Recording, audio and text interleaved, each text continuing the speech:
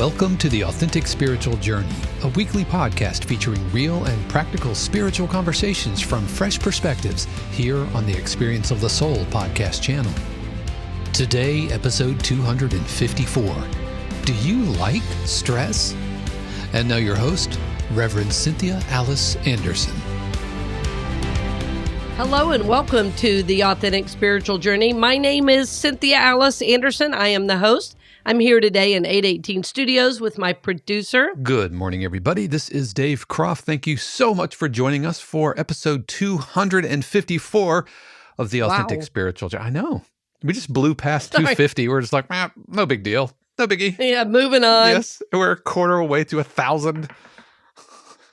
It would be fun, though, coming up, to do a big get together to celebrate. I mean, I don't care if it's 275 or 280 by the time we do it. It just seems like we ought to celebrate passing 250. Yeah, I agree. And another live event would be really cool. And I've had some requests for that. Yeah, who knows? Maybe we could do a live streaming thing as well. Oh, that would be cool. Yeah. I realized I just made a whole bunch of technical work for myself. Exactly. Well, friends, those of you listening, of course, let us know. Send us an email. Yep. Go to the experienceofthesoul.com website or my other site, cynthiaaliceanderson.com, and let us know. Does that sound like a good idea? But I know at the last one, people had a great time, and fantastic. We actually limited it last time because so many of our financial supporters were so important. I mean, without the people supporting us financially, we wouldn't have still been on the air, and we just really wanted to acknowledge. Yeah, it was our way of honoring them and making a really special moment. And we have the archive of that for that episode, so it was fantastic. Yeah, right. It was a great show. Wonderful to have a live audience for me. Mm-hmm. It was the best of both worlds for me. Yeah. So, show 254 today, Dave. What are we talking about? Do you like stress? Do you like stress? I don't know who is going to say, It's, you have that saying that you do, change, I love it, bring it on. Nobody goes, stress, I love it, bring it on, bring it on, bring it on. Nope, nope. No, but maybe. Right, but their behaviors do. Yeah. So you could ask it like this. Do you like stress or do you like stress? Because you're acting like you do. Yeah. That's the rest of that phrase. Because you're acting like you do. Because everything most of us do is stressful.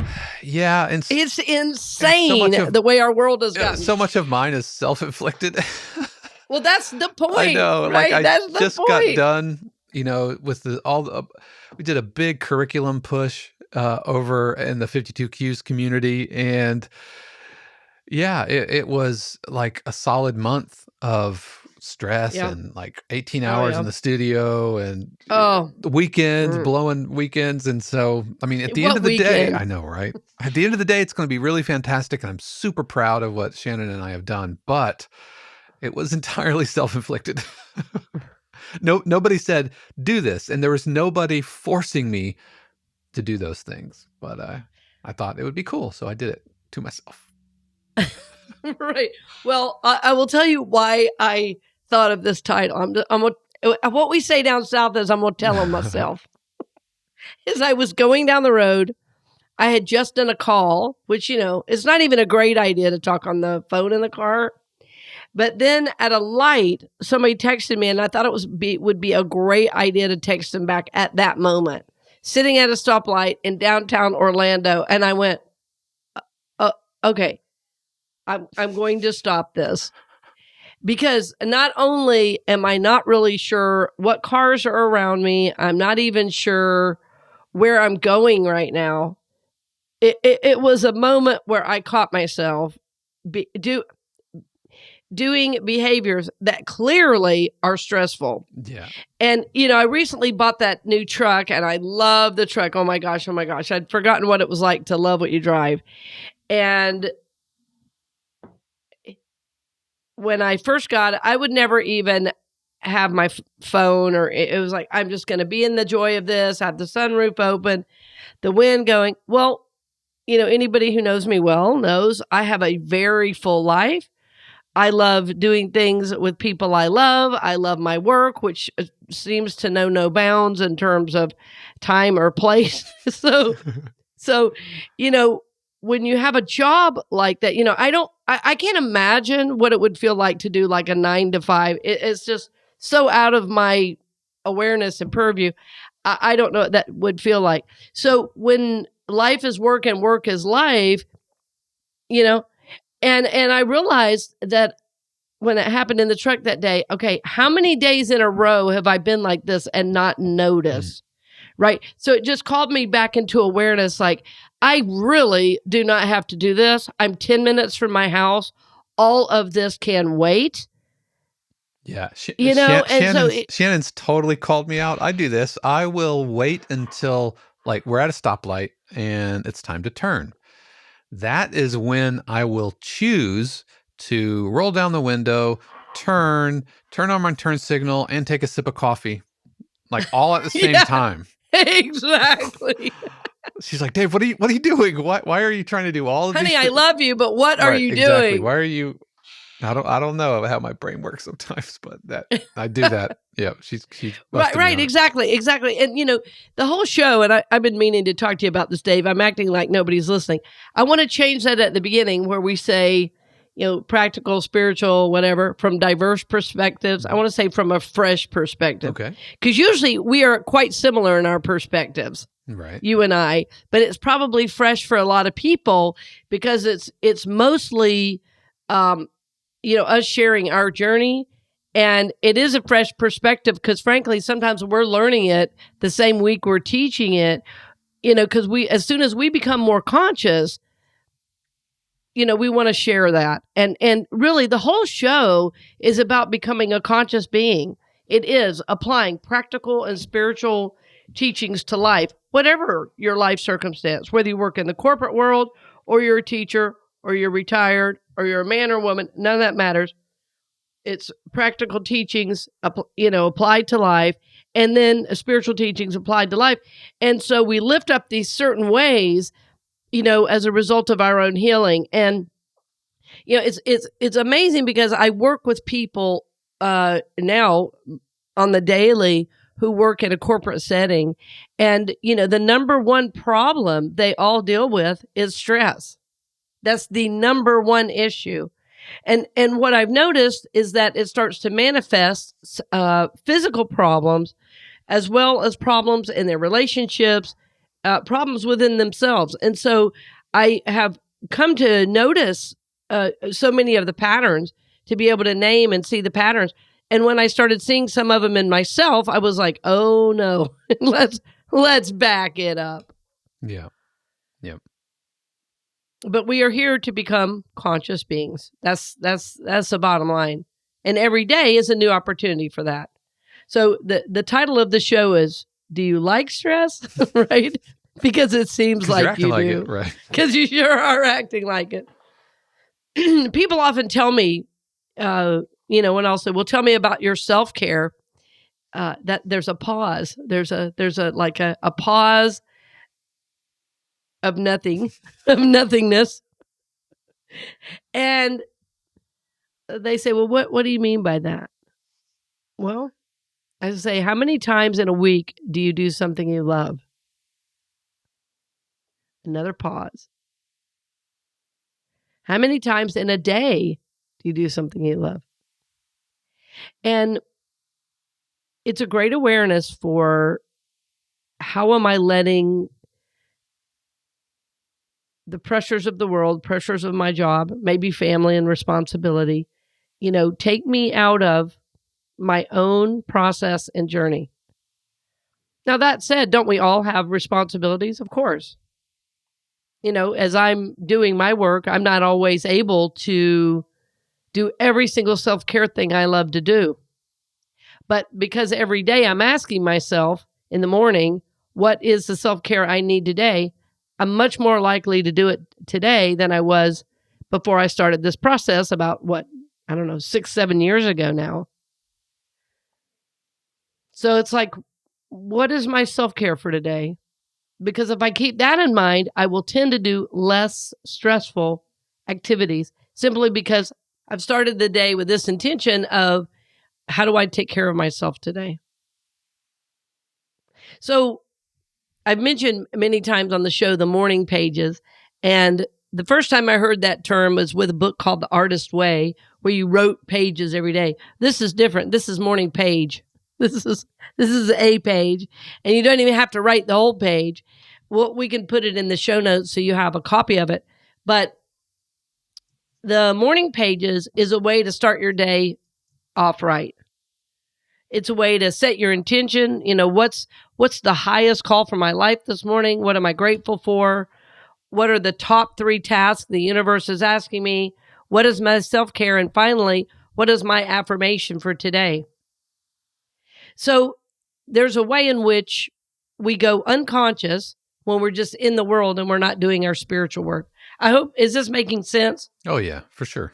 Yeah, there's a way in which we go unconscious because, and I have a sister who, she's retired now, but worked in the banking world for over 40 years. Like, her first job was at the bank at 17 and she never left, retired there, from there in her 60s. So I guess that's 50 years. But literally worked her way up to she was a bank manager and then she worked for corporate downtown. But when I would watch her process of stress and work, she lived far away from the city, so would have to commute in on one of those, what do you call them? Like not a tram, but just one of those commuter things that you get on a van or a small bus or whatever. And she told me when she got on that bus at 7 or 7:30 latest and went to the office, she worked all the way on the bus, got to the office, worked all day, and then worked all the way home until about 6 or 6:30 at night, which is 11 hours straight of work. And then she would eat it at her desk during the day. So now, that was not only the expectation, but she felt like that was what she had to do to get ahead. Now, we've all had those feelings, but what I want to tell you is I don't think it's actually the reality. I think we think it is. And so as an entire culture, we've started to work like this, where we work 24/7. When some of the most famous people that are known for their creativity, for their innovation, they say they work about 4 or 5 hours a day, And I'm like, I need to, right? Oh, yeah, like the 4-hour work week. I'm like, Yeah, the 4-hour work week. Yeah, and I get the point of that is, passive income and all that stuff, and go travel and work from your laptop. But well, and for some people, traveling and working for your laptop would be stressful. That's the other thing, is to think what is stressful for me might not be stressful for you. Yep. Like for me, the idea of creating a spreadsheet is hell. And I have a girlfriend who, if she's feeling stressed, making a spreadsheet makes her all happy. Yeah. So do you like stress is the question. Because sometimes when our brain hears a question, it wants to try to answer it. And this is why I formed today's title in the form of a question. Do you like stress? Because this is what I said to myself when I was going down the road and texting or calling and thought, I swore I would never do this. Right? So, do you like stress? Because you act like it. All right? So, as you're going throughout your day, it's just about getting conscious about what are my behaviors. What are my behaviors?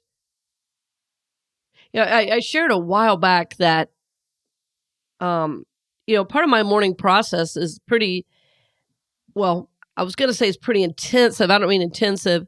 My morning process is consistent. It is regular. It is how I'm managing the large number of things I have to do. And a key to that is not falling into what other people think, quote unquote, think. I'm making up a story, what I think they want me to do and be. It's true with my position at the church. It's true in my speaking, teaching, around Orlando and now around the country, the gigs that are presenting themselves. I'm super excited to be in Pennsylvania in May. I've got 2 speaking gigs there, a gig in New York, all within a few days. Is this going to be a great opportunity, for my career? Super excited about all that. But the daily work is what keeps me grounded, is what keeps me focused, and it's what keeps me aware of what matters most. So, sometimes people say, well, I don't have time to do it every day. And I go, yeah, I get it. So life is working really well then. Why are you calling me? Oh, yeah. Sometimes I just have to say it to like snap the person out of a trance. So if life is going so well, why are you talking to me about it?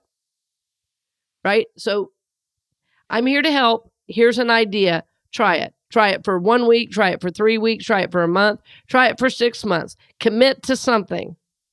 Commit to something. Because we need a spiritual practice and journey to keep us grounded with all that life is sending right now. Between bad news, stress, and the constant worry of, am I getting sick from COVID? It's made an impact on the human psyche. We think differently now about public places than we ever did before COVID. That's never going away, that idea. Oh my God, do I need a mask? Blah, blah, blah. It's a constant kind of subtext of stress and worry. The school shootings have ratcheted up again. These are all fears. They're they're stressful to think about these things. So in your own personal life, it's incumbent upon you to figure out, how do I walk through life without being a constant stress ball with everything that's going on in the world? So that's why I'm saying these things I'm talking about, the morning pages, the setting your intention, they are practical ways to keep you grounded and out of the fray of, oh my God, the world is, going to hell in a handbasket, which interestingly enough, both Democrats and Republicans are saying right now. Everybody thinks the other side is crazy. And I think there's a third truth, right, that neither of them are saying. So, and in my view, we're people of faith. I'm not a Democrat or Republican. I'm a person of faith. I like some things both parties say, and there's things I want to hear nobody's saying. So, that's my journey. I'm a person of faith first, not a political party. So even that, getting entrenched in an ideology is creating stress for you, guaranteed.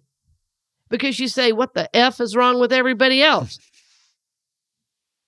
Yeah, I think we've talked about this before, kind of going on internet forums and call it doom scrolling, especially, recently doom scrolling, with, former presidents finding themselves in court and all that kind of stuff. And just one after another, just, bad news after bad news after bad news. Yeah. And I have to be really deliberate about how much time I allow myself to dwell in that space. Yeah. Yeah, exactly. It's been really interesting for me to watch. I have family members, as they say politically, on both sides of the aisle. And interestingly, just since this is up, the Republicans say, it's not witch hunt, but, they're just looking for anything. And I go, well, do you remember the Hillary Clinton emails? So it's a little, what's the word? It's a little, what's the word, Dave? Honestly, I'm not thinking of it. Hypocritical to say, well, you're coming after him. I mean, if the shoe were on the other foot, it would be a bloodbath. Oh, I mean, yeah, you go back to the first Clinton administration if you want to go there. But yeah, well, and and I would say, I think they all need to go to jail. So because it's a complete lack of ethics and integrity, all three of them. So I don't believe any office is above the law. And I think that's part of the problem in our entire country. So I don't mind telling anybody, I think they should all be in jail, not just one. Yeah, I'll take that one since we're here, since I've popped the lid on this can of Pringles. Oh no, it's not even necessarily the office above the law. I think it's no amount of wealth or money should Yes, place you, because that's ultimately, I think, that is. They're the buying their way root out. of so Totally. much of with Totally. political. I think it's money in politics, which is Yep. usurping like a better good for our society, and it's money in politics, and so it's the same Ultimately, yeah. thing. Yep. Yeah, well, yeah, it really is. And of course, what do we see in our culture? I mean, we see it in high levels of business, even low levels of business Hmm. all the time. There are lots of backroom deals. Yep. I mean, I grew up in backroom deals. Hmm. Is the frankly the thing. I loved my dad very, very much, but he, participated in business that wasn't all legal, Right. and so I saw lots of backroom deals. And, you know, uh, some say that's how the world works. Others say I won't touch that with a 10-foot pole. No, that's not how the world works. So, you know, um, yeah, I can't believe we talked about this, but talk about stress. Well, no, it's This just, well, it's because that is such an ever present It is. factor. And It so, is. and I'm, again, my apology, I'm the one who brought it up, because I allow that. I dwell on that. I just kind of Yeah. chew on it, and I'm Mm. welcoming that stress into my space and into my life. Well, and of course, there's somebody listening that's probably saying, well, how am I not stressed about it? Well, I'm not saying you're not bothered, right? But what I'm saying is when you start so deeply attaching to it, then what ends up happening is that hatred for the other is like the long version. That's what it ends up becoming. Not even hatred for the action, but to the person, and that kind of hatred eats at you. You know, I mean, right. So I think that, this, and it's interesting because the last uh first Wednesday, first Wednesdays we always have some kind of topic, and the last one was about thoughts and prayers. How people after a school shooting say thoughts and prayers. And what's so interesting is that if people were really thinking and praying, something might be a little different. But they use that term, thoughts and prayers, to abdicate any, responsibility or whatever. So all this said, the concern I have is that with what's going on in the world today, because there is a lot of bad in the world, but frankly, there always has been and there always will be. Mm.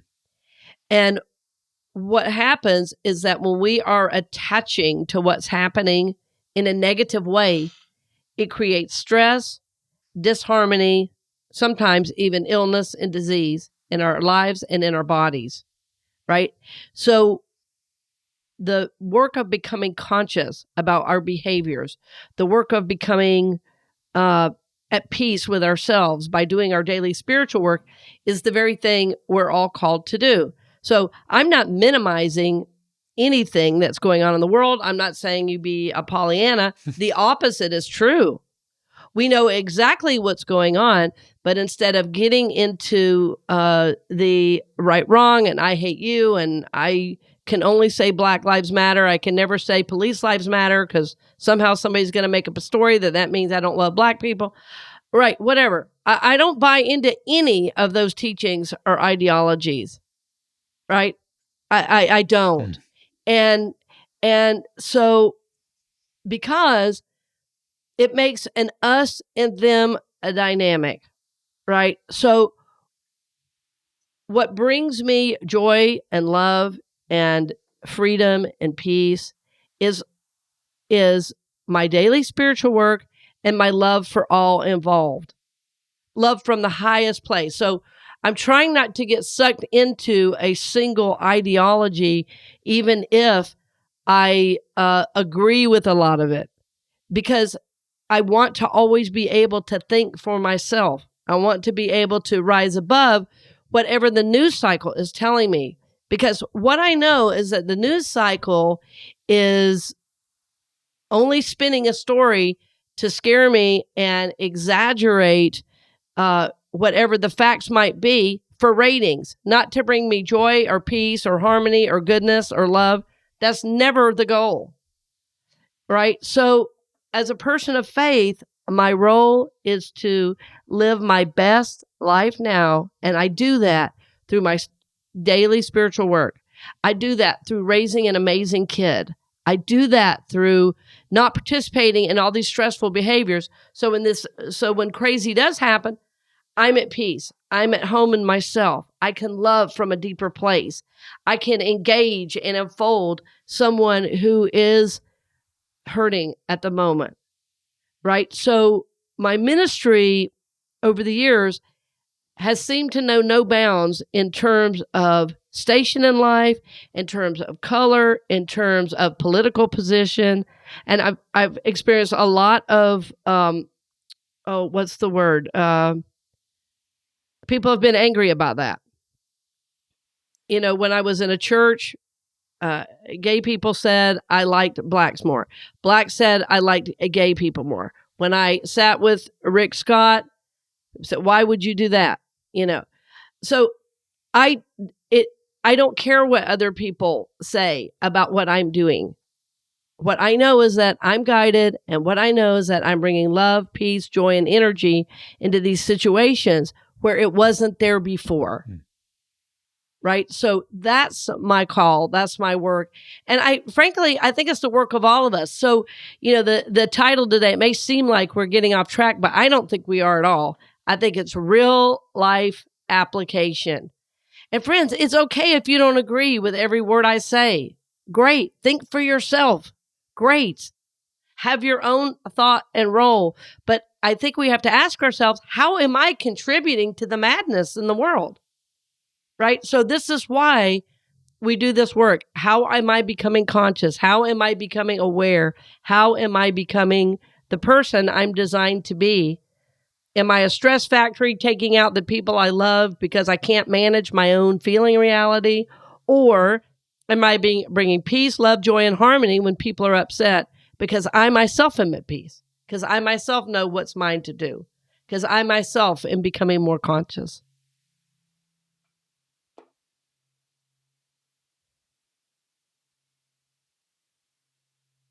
So do you like stress? That's the question today.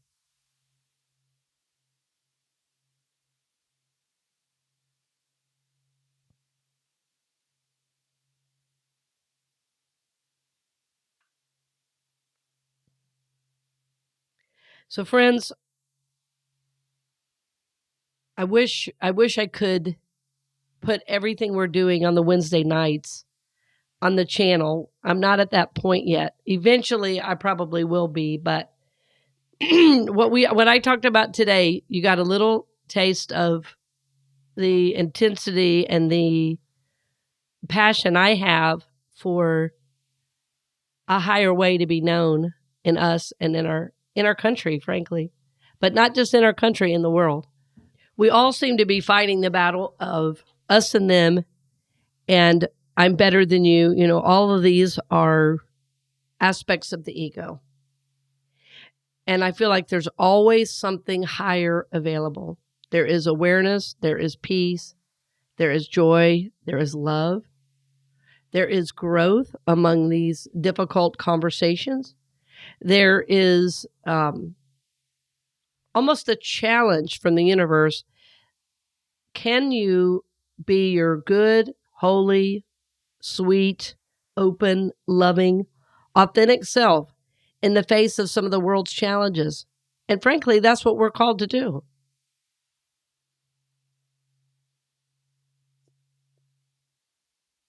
That's exactly what we're called to do. So I hope you'll be thinking this week as you go throughout your week, how are my behaviors contributing to my own stress, to the stress of the community I live in at large? Am I creating connections of peace, connections of love and harmony, kindness? What is my guide as I go throughout my day? Is it what the news cycle tells me is true, or is it what I know to be true in my heart and soul?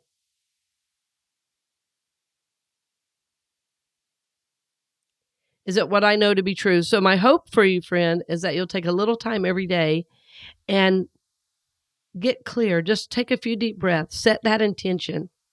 Ask the universe, what is mine to do today? What energy do I need to have on board to navigate through life? Making sure you're always touching on the gratitude, making sure you're asking the universe, is there something you're asking of me? And then taking care of yourself, thinking about what are these key things that today I need to take care of myself so I can walk into the world as my best self. So that if somebody in the office says something or I hear something on the news, I don't, lose my center, but in fact, I rise higher than the situation and I can provide love, peace, and joy for all. Yeah. And then am I finally affirming the goodness, the wholeness that I am so that I can go throughout my day and not be stressed. I can go throughout my day and be a person of peace, a person of love, a person, frankly, of spiritual integrity that knows wherever I am, God is. Right? Wherever I am, the divine is. And that's the energy, the peace, the joy that I'm going to take with me throughout my day. So my hope, dear friend, is that you don't live in the stress factory that the world says you need to.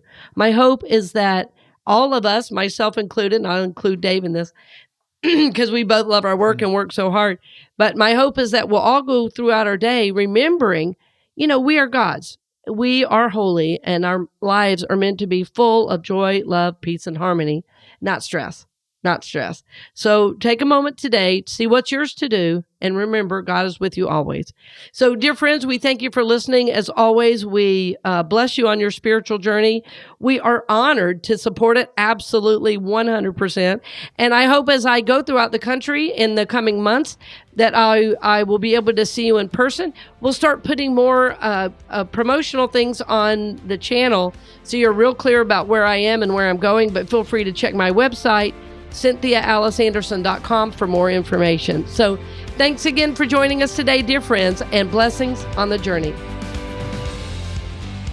We hope you've enjoyed this episode of The Authentic Spiritual Journey here on the Experience of the Soul podcast channel. This channel is made possible because of listeners just like you. If you would like to support the channel with your tax-deductible contribution on an ongoing basis or through a one-time gift, head over to experienceofthesoul.com/support. The Authentic Spiritual Journey is copyright 2023, Cynthia Alice Anderson, all rights reserved. Our theme music is composed by Dave Croft and used with permission from RR Hot Publishing. The Experience of the Soul podcast channel is a production of 818 Studios.